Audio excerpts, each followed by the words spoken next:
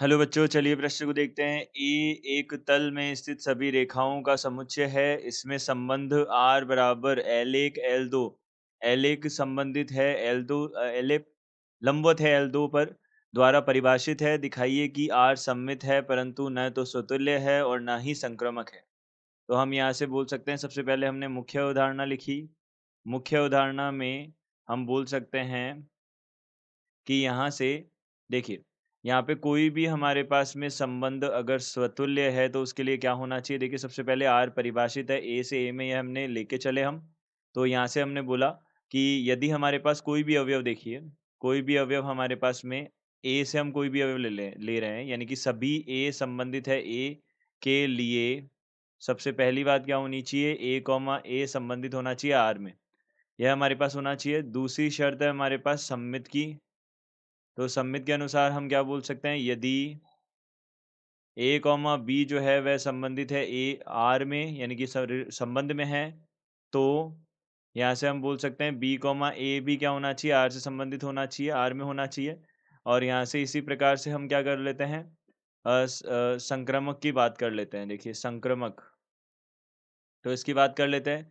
तो यदि हमारे पास ए कॉमा बी संबंधित है आर में तथा बी कॉमा सी संबंधित आर में, तो ए कॉमा सी भी संबंधित होना चाहिए आर में, तब हम उसको संक्रामक बोलते हैं।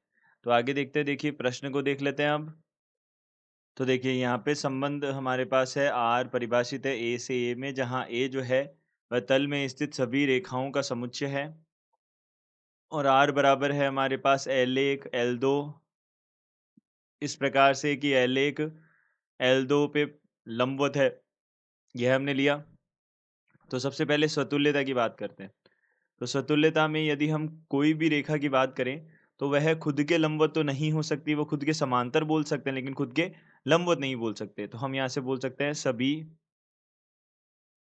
एल संबंधित है यदि ए से के लिए एल एक कभी भी लंबवत नहीं, एल किस कभी भी लंबवत नहीं हो सकती खुद के। तो हम बोल सकते हैं एल रेखा, कोई रेखा, कोई रेखा खुद के खुद के लंबवत खुद के लंबवत नहीं हो सकती, लंबवत नहीं हो सकती। हमने यह बोला कोई भी रेखा खुद के लंबवत नहीं हो सकती, अतः यह स्वतुल्य नहीं होगा। हम यहाँ से बोल सकते हैं, इससे हम बोल सकते हैं ए कॉमा ए जो है वह संबंधित नहीं होगा आर में, तो हम बोल सकते हैं स्वतुल्य नहीं होगा।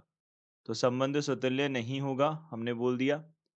अब ये देखिए, यहाँ से हम सम्मिता की बात करते हैं। तो सम्मिता की बात की हमने, यहाँ से सम्मित। तो देखिए सम्मिता की हमने बात की, तो सम्मिता के में हम यहाँ पे बोलेंगे, माना हमने सबसे पहले मान लिया कि ए कॉमा बी यानी कि L1 L2 जो है वह हमारे पास संबंधित है आर से, तो हम बोल सकते हैं L1 और L2 क्या है, लंबवत है। तो L1 लंबवत है L2 पे, तो हम यहाँ से बोल सकते हैं L2 जो है वह लंबवत होगी L1 पे।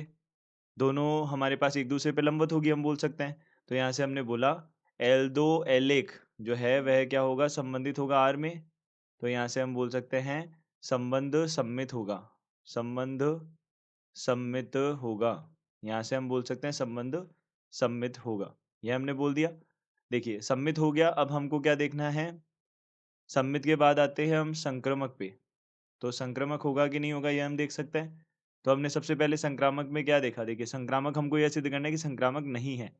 तो संक्रामक नहीं है तो हम यहाँ से बोल सकते हैं, सबसे पहले हमने माना L1 और L2 यह हमारे पास संबंधित होंगे।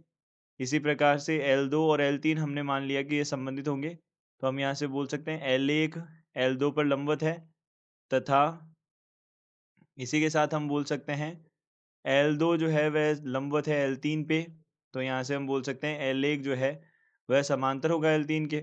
अतः हम बोल सकते हैं, यहाँ से हम बोल सकते हैं L1 जो है, L1 L2 जो है वह संबंधित नहीं होगा आर में, L1 L3 जो है वह संबंधित नहीं होगा आर में। तो हम यहाँ से बोल सकते हैं कि यह संक्रामक नहीं होगा, संक्रामक संक्रामक नहीं होगा, यही हमको सिद्ध करना था, संक्रामक नहीं होगा। तो यहाँ से हम बोल सकते हैं हमने सिद्ध कर लिया, इति सिद्धम। तो यहाँ से हम बोल सकते हैं दी गई उदाहरणा के आधार पर हमने इस प्रश्न को सिद्ध किया। आशा करते हैं आपको समझ आया होगा। धन्यवाद।